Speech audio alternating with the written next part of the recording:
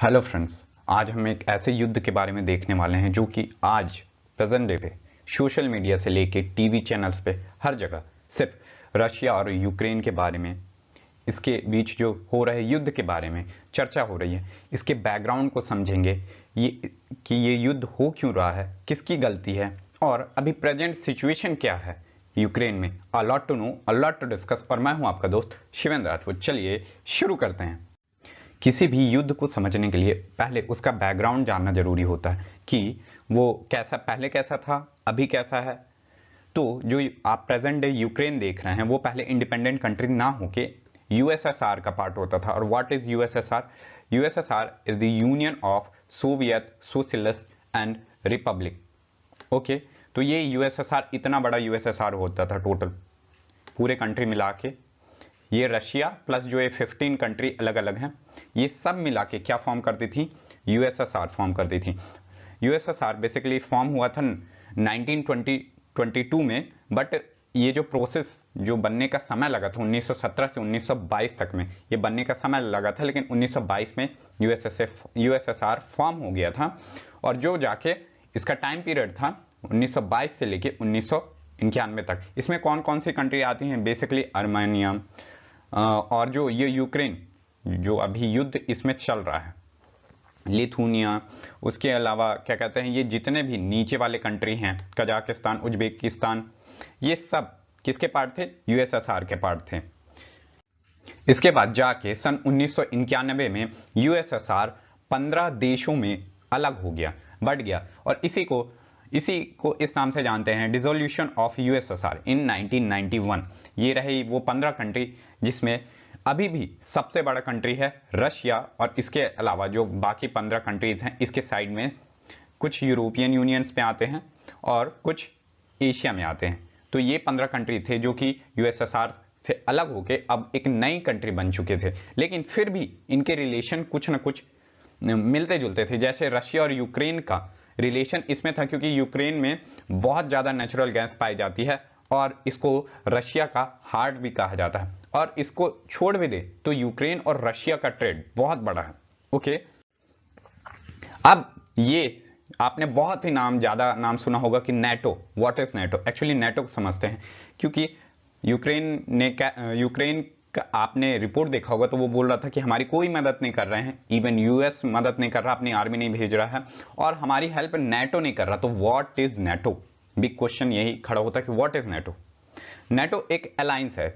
यदि आपको पता हो कि जो फर्स्ट वर्ल्ड वॉर हुआ था वो बेसिकली इसी अलायंस के चलते हुआ था, मतलब इस अलायंस के चलते नहीं, बिस्मार्क की संधि आपने नाम सुनी होगी। तो वो प्रिंस मरा, वहां से युद्ध हुआ, वो तो एक अलग चीज है। बट जो उसका बैकग्राउंड है, जो वर्ल्ड वॉर जो तैयार होता है युद्ध, वो किसके कारण हो रहा था? बिस्मार्क की संधियां। वैसे ही ये एक अलायंस है।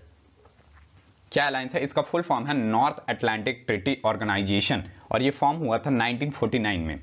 तो ये बेसिकली एक अलायंस है नेटो, जो कि कुछ नहीं, ये देशों का समूह है, ये लोगो है नेटो का। ये कहता है कि यदि आपके ऊपर हमला हुआ तो हमारे ऊपर हमला हो जाएगा, ऐसा इनका सिद्धांत है। और ये सब कंट्री मिलके अलायंस फॉर्म करते हैं। और चलिए देखते हैं कि नेटो वर्क कैसे करता है। देखिए, basically it offers protection of freedom and stability for the members and their regions। जितने भी कंट्री हैं उनके नॉलेज और जो टेक्नोलॉजी होगा वो सब शेयर करेंगे। इसके अलावा NATO is funded by its member with the US contributing roughly 75% of NATO budget। मतलब सबसे ज्यादा यूएसए का इसमें बजट शामिल है। 75% कंपनसेशन देता है, बाकी सब कम देते हैं। NATO targets includes weapons of mass destruction, इसके अलावा terrorism and the cyber attacks. तो देखिए नेटो कितनी बड़ी, क्या सबसे बड़ी अलायंस है वैसे देखा जाए तो। इसके अलावा नेटो है, नेटो के अलावा भी एक और अलायंस है, सैटो करके है। NATO protection does not extend to the civil wars और द इंटरनल कोप्स। ये सीधा सीधा कहता है कि हम किसी के इंटरनल वॉर पे नहीं जाएंगे। जैसे यूक्रेन में यदि इंटरनल वॉर हो जाता तो क्या कहते हैं, नेटो वहां पे नहीं आता। बट अभी वैसे यूक्रेन नेटो का मेंबर नहीं है, उसके बारे में हम देखेंगे कि कैसे आएंगे, क्या क्या चीजें हैं। बट यदि कोई कंट्री के इंटरनल मैटर में लड़ाई शुरू हो जाती है तो नेटो उसमें नहीं आएगा। यदि कोई एक्सटर्नल कंट्री उस पर अटैक करता है तो फिर जो नेटो कंट्रीज होंगी वो बचाने आ जाएंगी। यदि यूक्रेन अभी पार्ट होता नेटो का तो अभी यूएसए और जो वहां की जो कंट्री है लिथुनिया और पास की जो कंट्री है वहां से अटैक हो चुका होता, क्योंकि वो सब नेटो कंट्री में है। ओके, अब देखते हैं कि बेसिकली बैकग्राउंड कि इसमें गलती किसकी है, यूएसए की गलती है कि रशिया की गलती है, मतलब पुतिन की गलती है कि वॉर के पीछे देखते हैं तो यूएसए का बेसिकली डिजायर क्या है। तो यूएसए चाहता है कि ज्यादा से ज्यादा कंट्री नेटो में शामिल हो, जिससे कभी भी रशिया पे अटैक करना हुआ तो रशिया के जो इर्द गिर्द कंट्री हैं आपको देखने पे पता चलेगा, जैसे ये रशिया है, रशिया के जो ये यूरोपियन यूनियन वाले कंट्री, इधर ये स्वीडन, फिनलैंड, ये यूक्रेन और यहाँ पे ये जितने भी कंट्री हैं, तो यूएसए चाहता है कि वो सब किसके पार्ट हो जाएं, वो सब मिल जाएं नेटो में, और जितने भी नॉलेज शेयरिंग और इसके साथ इंटेलिजेंस शेयरिंग वो सब नेटो के साथ होगा, तो सारा कंट्रोल किसके पास रहेगा, बेसिकली यूएसए के पास रहेगा। उसे जब भी रशिया पे हमला करना होगा तो वहीं पे किसी कंट्री से डायरेक्ट वो हमला कर सकता है। तो इस पे यूएसए की पकड़ बहुत मजबूत हो जाएगी। यदि कभी भी यूएसए और रशिया के बीच युद्ध हुआ तो यूएसए उस स्टांस में बहुत आगे होगा। इसीलिए क्या कहते हैं, रशिया इस क्या कहते हैं नेटो की जो ईस्ट पॉलिसी थी वो ईस्ट की ओर बढ़ते जा रहा था, तो रशिया बोल रहा था कि आप नेटो को ईस्ट की तरफ मत लाइए, और जो हमारे पुराने कंट्री हैं यूएसएसआर के कंट्री हैं आप बेसिकली उसमें तो नेटो को मत बढ़ाइए। वो बेसिकली वो इसी चीज के लिए मना कर रहा था, बट यूएसए यहाँ क्या वो अपना फायदा देख रहा था। वो तो देखेगा कि हम जहां तक जितने पास तक जितने बॉर्डर वाले कंट्री हैं रशिया के, उनको सब में हम नेटो में शामिल कर लें। क्या आपको ये भी क्वेश्चन उठना चाहिए कि इंडिया फिर नेटो में क्यों शामिल नहीं है? आपको मैं बता दूं, बेसिकली आप ये सोचिए कि जब फर्स्ट वर्ल्ड वॉर हुआ था तब क्या इंडिया के लोग उसमें शामिल थे? या बिल्कुल शामिल थे। लेकिन क्या आपको ये नहीं लगता, मतलब फर्स्ट सेकंड वर्ल्ड वॉर में इंडिया के लोग उसमें शामिल थे, सेकंड वर्ल्ड वॉर में तो जो हमारे देश के नेता थे वो ये सोच रहे थे कि हमारे देश का उसमें पार्टिसिपेशन नहीं होना था, फिर भी वो किसी और के दूसरों की लड़ाई में हम उसमें क्यों शामिल हो गए, जिसके कारण हमारे बहुत से वीर क्या कहते हैं अपने जान गंवा दिए। इसलिए इंडिया ने आफ्टर इंडिपेंडेंस से डिसाइड किया कि हम ये किसी भी इस तरह की अलायंस को ज्वाइन नहीं करेंगे। इसलिए इंडिया की नेटो में ज्वाइन नहीं है, वो अलग इंडिपेंडेंट कंट्री है, न्यूट्रल कंट्री है। ओके, इसलिए यदि आपसे कभी पूछा जाए कि India is a part of NATO और नॉट, तो इंडिया नेटो का पार्ट नहीं है। और क्यों नहीं है तो मैं ये बता दिया आपको रीजन, इसलिए इंडिया नेटो का पार्ट नहीं है। आप ये देख सकते हैं जो डार्क ब्लू वाले कंट्रीज हैं ये सब नेटो के पार्ट है, और बाकी जो अदर कंट्रीज हैं ये पार्टनर्स हैं, कभी कभी टाइम पे इंटेलिजेंस शेयरिंग करते रहते हैं। ओके, अब देखते हैं कि एक्चुअली गलती क्या थी यूक्रेन की। यूक्रेन रशिया का बहुत ही एक तो पड़ोसी देश है, इसके साथ साथ उसका हार्ट ऑफ रशिया कहा जाता है, क्योंकि वहाँ बहुत सारे नेचुरल गैस पाए जाते हैं और उनका ट्रेड भी रशिया के साथ बहुत ज़्यादा है। इसलिए यूक्रेन बेसिकली पहले प्रो रशिया था, लेकिन धीरे धीरे जब प्राइम मिनिस्टर वहाँ के प्रेसिडेंट चेंज होते गए तो वो प्रो रशिया भी होने लग गया। लेकिन यहाँ पे गलती यूक्रेन की क्या थी ये देखते हैं। या तो वो नेटो ज्वाइन कर लेते या तो वो रशिया के साइड हो जाते, लेकिन यहाँ पे ये क्या किए कि दोनों का फायदा उठा रहे थे, रशिया से ट्रेड भी कर रहे थे और नेटो की भी, नेटो ज्वाइन नहीं किए थे बट बोल रहे थे कि हाँ नेटो ज्वाइन कर लेंगे, कि मतलब इधर भी तुमको पकड़ के रख रहे उधर भी तुमको पकड़े, बीच का रास्ता रखे थे। इसलिए इनकी जो गलती अभी भी यही माननी चाहिए कि वो किसी एक के तरफ नहीं गए। यदि नेटो ज्वाइन कर लिए होते तो अभी रशिया हमला किया तो बचाने के लिए नेटो की फोर्सेस आ जाती, लेकिन इन्होंने नेटो ज्वाइन नहीं किया और इधर से भी लाभ लेते रहे और इधर से, दोनों तरफ से प्रॉफिट, दोनों हाथ में प्रॉफिट चाह रहे थे, जो कि इनको आज भुगतना पड़ रहा है। या तो ये न्यूट्रल कंट्री बन के रह सकते थे, जैसे यहाँ पे फिनलैंड और क्या कहते हैं स्वीडन, नॉर्वे, ये सब डेवलप्ड कंट्री हैं, ये न्यूट्रल कंट्री हैं। इन्होंने कभी न प्रो रशिया हैं न प्रो यूएसए हैं, ये अपने देश को डेवलप करने पे लगे हुए हैं। तो इस बात, या तो न्यूट्रल आप हो सकते थे या तो किसी एक के साइड हो सकते थे, लेकिन आप दोनों को फायदा उठा रहे थे, इसी में आप बीच में लटक गए।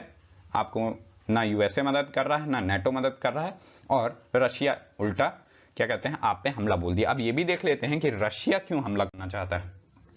देखिए प्रेजेंट डे सिचुएशन, यूक्रेन ने बोला कि हम नेटो ज्वाइन करेंगे, तो ये तो बेसिकली क्या कहते हैं, रशिया के लिए थ्रेट था कि उसके बगल में यूएसए की मिलिट्री या जो उसके वॉर हेड्स हैं वो उसके कंट्री के बॉर्डर पे आ जाए। फॉर एग्जांपल मैं आपको बहुत अच्छे से समझाने के लिए बोलता हूं कि यदि जब हमारा देश के बॉर्डर में चाइना अपनी कोई भी वॉर हेड्स खड़ा कर देता है तो हमको हमारे देश को थ्रेटन लगता है, या पाकिस्तान कोई भी अपना मिसाइल या कोई भी चीजें हमारे बॉर्डर में यदि खड़ा करता है तो इंडिया को मतलब डर नहीं लगता बट थ्रेट फील होता है। यही चीज क्या हो रही है वहां पे, और हम भी कंसर्न होंगे यदि हमारे बॉर्डर के किनारे कोई अपना मिसाइल्स रखेगा तो हम बोलेंगे, पाकिस्तान रखेगा तो पाकिस्तान को जवाब देंगे, चीन रखेगा तो चीन को जवाब देंगे। तो यही चीज सेम वहां पे हो रहा है कि यूएसए के बॉर्डर के किनारे जो नेटो के पार्ट हैं उनमें ये मिसाइल सारी चीजें रखी जा रही हैं, तो रशिया को भी क्या हो रहा है, डर लग रहा है कि भाई हमारे, उसने ये इस बात का जिक्र भी किया कि मेरे कंट्री के बॉर्डर के पास आप मत रखिए वरना हम हमला कर देंगे, उसने कई बार बोला। बट यूक्रेन भी नहीं माना और बाकी नेटो कंट्रीज भी नहीं सुनी। तो फिर जाके फाइनली रशिया ने जो ये ईस्टर्न यूक्रेन वाला एरिया है, ईस्टर्न यूक्रेन वाले एरिया को बेसिकली क्या कहते हैं, कुछ जो प्रो रशिया लोग थे यहाँ के लुहांस्क के और डोनेट्स्क के, इनको हथियार प्रोवाइड किया और क्या कहते हैं प्रोटेस्ट करवाए, और यहीं से यूएसए ने एंट्री की, क्या करते हैं अटैक की। अटैक करते ही उसने पहले इन दोनों कंट्रीज को इंडिपेंडेंट घोषित कर दिया, लुहांस्क और क्या डोनेट्स्क, ये दोनों कंट्री इंडिपेंडेंट हो चुकी है। इसी के बाद अब युद्ध और बढ़ चुका है क्योंकि यूक्रेन ने भी बोल दिया कि हम पीछे नहीं हटेंगे, आप पीछे हटिए, तो दोनों के बीच अभी मध्यस्थता नहीं बैठी है, इसीलिए फिर रशिया ने और आगे अटैक करना स्टार्ट कर दिया है। अब आज की सिचुएशन देखें, डे 5 की सिचुएशन यदि देखा जाए तो रशिया, क्रीमिया तो पहले से ही रशिया का पार्ट था, जब राष्ट्रपति ओबामा थे यूएसए के उसी टाइम रशिया ने इसे ऑक्यूपाई कर लिया था। ये क्रीमिया बेसिकली रशिया का ही पार्ट है। उसके बाद यहां से रशिया अंदर घुसा था, ये वाला पार्ट रशिया को हो चुका है, और नॉर्थ में बेलारूस से यहां से अटैक कर रहा है। तो अभी देखिए चारों तरफ से नहीं, 3 साइड से रशिया इंटर करने में लगा है यूक्रेन पे। अब आगे देखते हैं कि अभी क्योंकि नेगोशिएशंस स्टार्ट हो चुकी हैं, क्योंकि अभी जब फ्रांस और नेटो कंट्रीज ने बोला कि हम अब हथियार देना शुरू करेंगे, क्या कहते हैं यूक्रेन को, तो गुस्से में आके रशिया, पुतिन ने बोला, यहां तक की धमकी दे दी कि जो न्यूक्लियर मिसाइल्स हैं रशिया में उसको अब रेडी रखिए, कभी भी इसकी जरूरत पड़ सकती है। तो जैसे ही उन्होंने ये धमकी दी तो फिर यूक्रेन अब निगोशिएशंस के लिए मान गया है। अब उसकी क्या मांगे होंगी अब ये तो वहीं पता चलेगा। इसीलिए जो ये प्लेस है बेलारूस कंट्री है, यहां पे नेगोशिएशंस आज हो रहे हैं। रशिया और यूक्रेन के जो प्रेसिडेंट हैं वो जाएंगे वहां। इसके अलावा हमने फ्रांस के भी क्या कहते हैं प्रेसिडेंट शायद जा सकते हैं, और इसके अलावा जो नेटो के जो मेंबर्स हैं वो भी शायद जा सकते हैं। अब ये मेरे को कंफर्म नहीं है, ये जब मीटिंग हो जाएगी तब पता चलेगा कि वहां कौन कौन गया है।